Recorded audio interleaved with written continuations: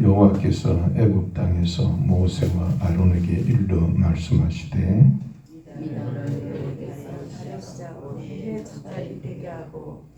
너희는 이스라엘 온 회중에게 말하이르라. 이달 열흘에 너희 각자가 어린 양을 취할지니 각 가족대로 그 식구를 위하여 어린 양을 취하되 그 어린 양에 대하여 식구가 너무 적으면 그 집의 이웃과 함께 사람 수를 따라서 하나를 취하며 각 사람이 먹을 수 있는 분량에 따라서 너희 어린 양을 계산할 것이며 너희 어린 양은 흠없고 1년 된 수컷으로 하되 양이나 염소 중에서 취하고 이달 날까지 해질 때 이스라엘 중에 그 양을 잡고 그 피를 양을 먹을 집 좌우 문 설주와 인방에 바르고 그 안에 그 고기를 불에 구워 무교로가 쓴 나무가 아우러기되 날 것으로나 물에 삶아서 먹지 말고 머리와 다리와 내장을 다 불에 구워 먹고 아직까지 남겨두지 말며 아직까지 남겨두고 불사르라. 너희는 그것을 이렇게 먹을지니 허리에 띠를 띠고 발에 신을 신고 손에 지팡이를 잡고 급히 먹으라.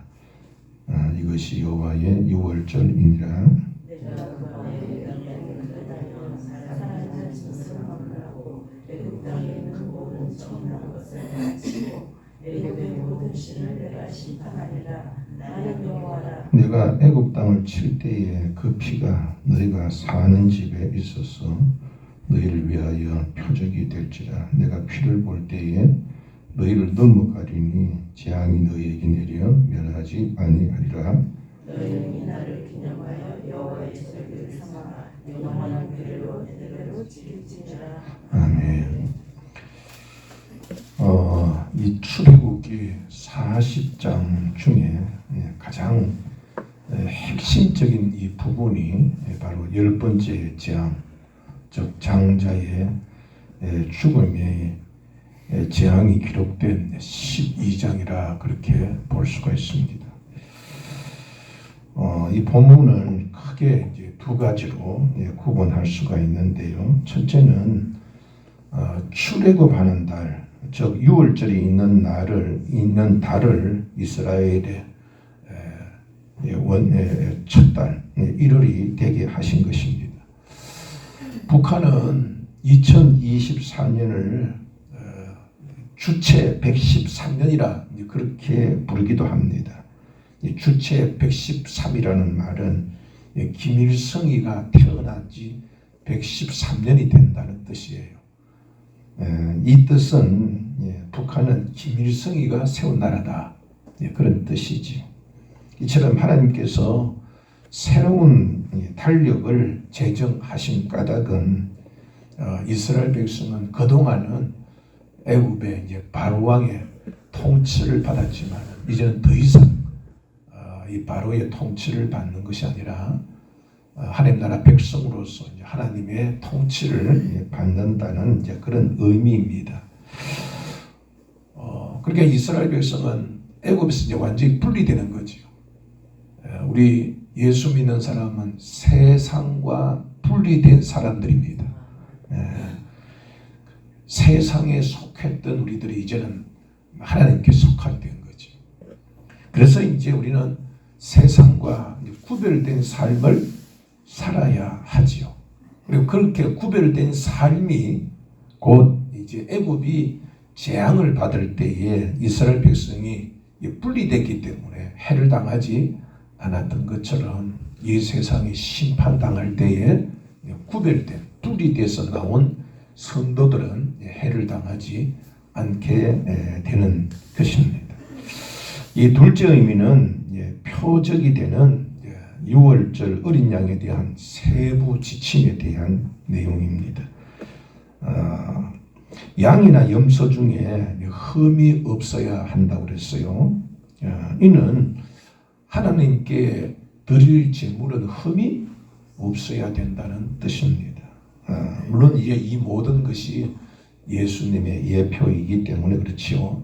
죄 있으면, 흠 있으면 우리 죄를 대속할 수가 없지 않습니까? 둘째는 1년 된 수컷이어야 합니다.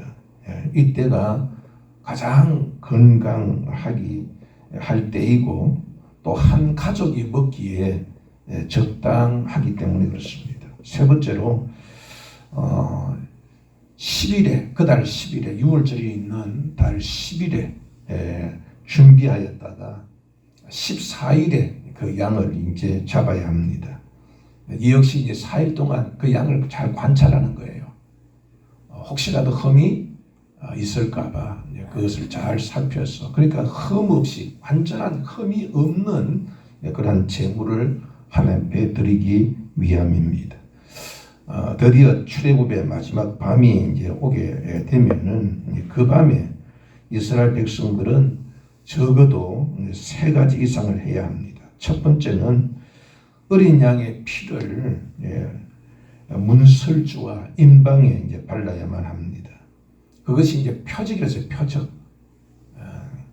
아무리 아브라함의 후손이라 할지라도 그 피가 없으면은 구원받을 수가 없지요. 두 번째로는 허리에 띠를 띠고 발에 신을 신고 손에 지팡이를 잡고 무교병을 먹고 기다려야만 합니다. 언제 구원의 문이 열릴지 모릅니다. 그리고 구원의 문이 열리면은 지체하지 말아야 하기 때문입니다. 세 번째로는 온 식구가 한 곳에 모여서 행동해야 합니다. 그러니까 다른 곳에 가면 안 되지요. 다른 사람 만나도 안 됩니다. 온 가족이 함께 구원받기 위함입니다. 이 구원의 조건이 있다면 단 한 가지 바로 어린 양의 피입니다. 그것이 없으면 죽음의 사자가 넘어가지 않습니다. 다른 피는 안 됩니다. 다른 방법도 없습니다. 오직 여호와의 명령대로 6월절 어린 양의 피만 있어야 합니다. 이것이 바로 인류 구원에 대한 하나님의 비밀입니다. 그리고 하나님께서 인류를 어떻게 구원하실 것인가에 대한 그 비밀이 이렇게 열린 것이지요. 그러니까 인류 구원의 이제 그림자가 나타난 겁니다. 그러니까 이 어린 양은 바로 예수님의 예표고 양의 피는 십자가에서 흘리실 보혈에 대한 하나의 그림자, 하나의 예표라고 볼 수 있습니다. 그러니까 아무리 아브라함의 자손일지라도 그 피가 없으면은 임방과 설주의 피가 없으면은 죽음의 천사가 넘어가지 않습니다. 그러니까 그러나 이방인일지라도 그 피가 있으면 넘어가겠지요. 그러니까 이제 하나님의 그 이 구원의 비밀은 이스라엘 백성에게만 있는 것이 아니라 모든 사람들에게 열려 있다는 것을 바로 이 6월절을 통해서도 우리가 발견할 수 있는 것입니다. 하나님은 이 누구든지 십자가에서 대속하신 예수님만 믿으면은 유대인뿐만 아니라 이방인 모든 인류를 구원하시겠다는 그 뜻을 이렇게 만세전에 작정하셨고 그 뜻을 6월절에서도 심어 놓은 것이라고 볼 수 있습니다. 그리고 이제 12절에 보면은 이 재앙이 어떤 의미인지를 밝히고 계십니다. 12절 말씀 보면은 내가 그 밤에 애굽 땅에 두루 다니며 사람이나 짐승을 막론하고 애굽 땅에 있는 모든 처음 난 것을 다 치고 애굽의 모든 신을 내가 심판하리라. 나는 여호와라. 이렇게 말씀하고 있습니다. 그러니까 하나님은 이 재앙의 의미가 애굽의 모든 신을 심판하는 것이다. 그렇게 얘기해요. 애굽 사람들은 수백의 신들을 숭배하고 섬겼잖아요. 그런데 그들 중에 최상의 최고의 신이 바로 태양신, 라라기도 하고 레라기도 불렀던 태양신이었어요. 그리고 애굽의 이 왕을 태양신의 아들이라 해서 신처럼 여겼습니다. 신입니다. 우리는 이제 바로왕 그러지만 이제 이게 파라오 그러죠. 그 바로라는 것은 사람의 이름이 아니라 왕을 지칭하는 얘기예요. 그게 임금이라는 말이에요. 임금이라는 뜻이 바로 파라오, 바로라는 뜻이에요. 그러니까 이 파라오는 곧 살아있는 신이에요. 살아있는 신. 다른 신은 눈에 보이지 않지만 이 파라오는 살아있는 신이에요. 그 뭐 로마의 황제도 이제 신으로 섬겼잖아요. 그처럼 신격화해서 신으로 섬겼습니다. 그러나 흑암이 바로 이게 태양의 신을 완전히 하나님이 심판하신 것이죠. 그렇다면은 이 마지막으로 살아있는 신인 이 파라오, 이 바로의 장자를 하나님께서 죽이심으로 모든 신을 다 뭐하는 거예요? 하나님께서 심판하신 거죠. 그리고 하나님은 내가 심판한다 그랬어요. 이 모든 것들이 바로 심판의 이 모든 것의 이 정점에는 바로 하나님이 있다. 바로 내가 심판했다. 그래서 이렇게 나는 여호와라 그렇게 말씀하신 것입니다. 심판의 시작부터 끝까지 이 모든 것이 하나님의 역사였음을 하나님께서 밝히신 것입니다.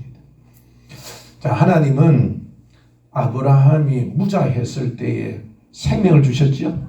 생명을 주신 분이 하나님이십니다. 그리고 약속대로 번성케 하셨죠. 그런 하나님께서 이번에는 세상을 지배하는 애굽과 그 애굽을 지배하는 이 바로 왕을 비롯한 모든 신들을 죽음으로 심판하셨습니다. 그러니까 산자와 죽은 자 모든 신까지도 지배하시는 참신이 바로 누구시라고? 하나님이십니다. 계명에서도 나 외에 다른 신을 내게 두지 말라 하셨던 거죠. 참신, 진정한 창조의 신, 스스로 계신 그분, 영원하신 분, 무한하신 분, 그분 오직 여호와 삼위일체신 하나님 한 분뿐이심을 이렇게 드러내셨습니다. 자, 이처럼 예수님도 이 세상에 이제 초림하실 때에는 생명을 주시기 위해서 오셨죠. 그러나 이제 다시 오실 때는 뭐하러 오십니까? 심판하러 오십니다. 그래서 예수님은 산자와 죽은 자를 심판하십니다. 마귀를 심판하십니다. 어느 누구도 태어나고 싶어서 태어난 사람 아무도 없잖아요. 이것은 하나님께서 그 생명을 주셨기 때문이에요. 생명을 주셨다는 것은 거기에 대한 지침을 주셨다는 뜻이기도 해요. 용도가 있으니까 만드셨을 거 아니에요. 사람이 주전자가 생긴 것은 물을 끓이기 위하여 만든 거지요. 주전자 그냥 생길 리 없어요. 용도가 있기 때문에 주전자를 만든 것처럼 하나님께서도 우리를 창조하셨을 때에 그냥 재미삼아 만든 거 아닙니다. 하나님의 목적이 있죠. 그 목적이 뭐예요? 지침서. 우리가 뭐 물건 하나 사더라도 보면 제일 먼저 읽어야 할 것이 지침서지요. 설명서. 이거 어디에 쓰는 용도인데 어떻게 써야 됩니다. 그게 다 지침서가 설명서가 있듯이 우리에게 생명을 주신 그분이 우리가 어떻게 살아야 한다는 것을 우리에게 설명하신 내용이 바로 성경이죠. 하나님의 말씀이에요. 근데 죄와 허물로 죽은 우리들을 다시 살아나서 그렇게 어떻게 살아야 된다는 것을 성경이 기록했는데 바로 그것을 우리에게 이루신 분이 바로 예수시지. 그러니까 우리들이 그냥 태어난 게 아니다 말이에요. 태어난 것은 그냥 태어난 게 아니고 우리를 태어나게 하신 이유도 예수님을 보내신 이유도 다 우리에게 어떻게 살아야 된다는 것을 가르치기 위해서. 그럼 여러분들 이스라엘 백성들이 구원을 얻기 위하여서는 하나님의 지침을 따라야 되죠. 이스라엘 백성들에게 해를 당하기 전에 애굽 사람들 모두가 해를 당하는 그 해를 당하기 전에 하나님께서 구원의 길을 지침서를 통해서 다 일러줘서 구원받았던 것처럼 예수님께서도 그리스도를 우리에게 보내시고 모세에게 얘기했잖아요. 이렇게 해야 사는 것이니 가서 전해라. 모세가 그 말을 전하지 않았다면 이스라엘 백성은 살아남을 사람이 아무도 없습니다. 어린 양도 죽어야 했지만 모세가 그 말씀을 전했기 때문입니다. 하나님은 모세에게 구원의 방법을 이스라엘 백성 모두에게 전하라 하였고 또 그 전한 내용을 그 말씀을 듣고 믿고 순종했기 때문에 그들은 구원받을 수가 있었습니다. 아마 듣고 믿은 사람들 중에서 다른 일이 바쁜 일이 있어가지고 문설주에 피를 바르지 않았을 경우 알았어요. 들었어요. 아, 이 천사가 오는구나 믿었어요. 그러나 다른 일이 바빠가지고 바르지 않았어. 그럼 그 사람 구원받을 수 있을까? 응? 못하죠. 알고 믿어도 순종하지 아니하면 헛사예요. 그거 미루고 있는데 죽음의 천사가 들이닥치면은 표적이 천사가 보고 가는 게 다른 게 보고 가는 거예요. 그 문밖에 있을 주에 뭐가 있느냐?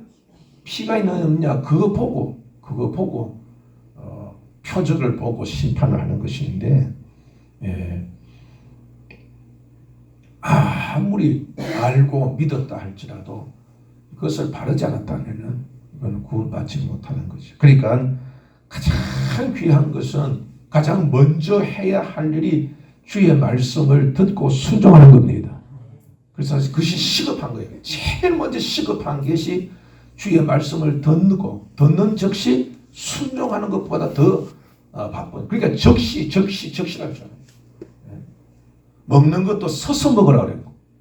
지팡이를 짚고 말이에요. 허리띠 띠고 금방이라도 언제 어떤 일이 일어날지 모르는 그런 상황에 대처하고 있어라. 그렇게 말씀한 것입니다. 출애굽이 어느 날 한밤중에 그것도 언제 죽음의 천사가 임할지 알 수 없었던 것처럼 이 세상의 종말도 그러하고 우리 개인적인 이 마지막 삶도 언제 어떻게 될지 아무도 몰라요.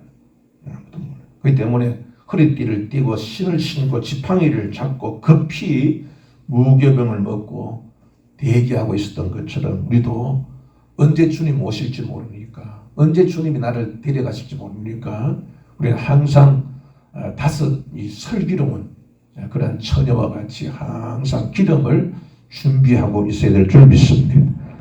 그리고 피를 바른 곳 안에는 온 가족이 함께 있어야 한다고 그랬잖아요. 그 뜻은 바로 이 베드로가 그랬잖아요. 주 예수를 믿으라. 그러면 너와 내 집이 구원을 얻을 것이라. 그러니까 한 가정에 하나님께서 구원을 약속해 주셨다는 거예요.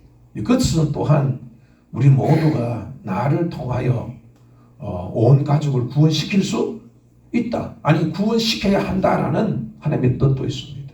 그리고 온 이 가족은 모두가 구원을 해야 할 책임이 있다는 뜻이기도 합니다. 오늘 본문에 있는 이 말씀처럼 하나님께서는 우리가 살 길과 행해야 할 길도 지침을 통하여 보여주셨습니다. 그 말씀을 따라서 늘 준비된 삶을 삽시다. 오직 예수님만이 우리의 구원이라는 확신을 갖고 그리고 복음을 전해야만 사람이 산다는 것. 그만큼 양의 피를 바르는 만큼 복음을 전하는 것이 귀하다는 것. 그래서 인식하고 복음 전하기에 힘을 쓰고 또 가족의 구원은 하나님 약속하신 것임을 믿고 우리가 힘써 가족을 위해 기도하면은 하나님께서 가정을 구원하실 것이고 또 가족 구원을 위하여서 책임 있게 그렇게 구하고 기도하고 전해야 될 것입니다. 기도하십시다. 하나님 아버지, 어린 양의 그 피가 증거가 되고 표적이 되었듯이 십자가에서 흘리신 주님의 보혈이 구원의 표적이 되고 증거가 되오니 언제나 주님을 마음에 모시고 말씀으로 주의 참된 양식을 먹고 음료를 마시는 저희들이 되게 하여 주시옵소서. 모세가 하나님의 명을 따라 이스라엘 백성의 구원을 위해 하나님께서 주신 말씀을 전하였던 것처럼 저희들도 복음을 전하라는 주님의 명하심을 받들어 힘써 전하게 하여 주옵소서. 생명을 주시며 살아가야 하는 길도 우리에게 가르쳐 주셨사오며 또 가르쳐 주신 말씀대로 구원하시며 심판하실 것을 깨닫고 항상 주의 말씀을 청종하고 그리고 속히 순종하는 저희들이 되게 하여 주옵소서. 특히 우리 가족을 구원하실 줄 믿고 포기하지 않고 구하오니 온 가족 속히 구원하시고 화목케 하여 주옵소서. 또한 언제 주님께서 심판하실지 감추어 두셨사오니 언제든지 준비되어 있는 저희들 되게 하여 주옵소서. 믿음과 사명이 있는 자에게 필요한 모든 것을 넉넉하게 베푸시는 주님, 성도들을 괴롭히는 암과 모든 질병에서 고쳐 주시옵소서. 궁핍함에서도 벗어나게 하여 주옵소서. 주신 건강과 물질로 사명을 잘 감당하는 저희들 되게 하여 주옵소서. 아름다운 예배당도 건축하여 이 지역을 구원하는 방주 되도록 보상과 건축과 이전도 주장하여 주시옵소서. 오늘 하루도 주님과 주님이 주시는 기쁨으로 가득한 날이 되기를 비오며 예수님 이름으로 간절히 기도합니다. 아멘.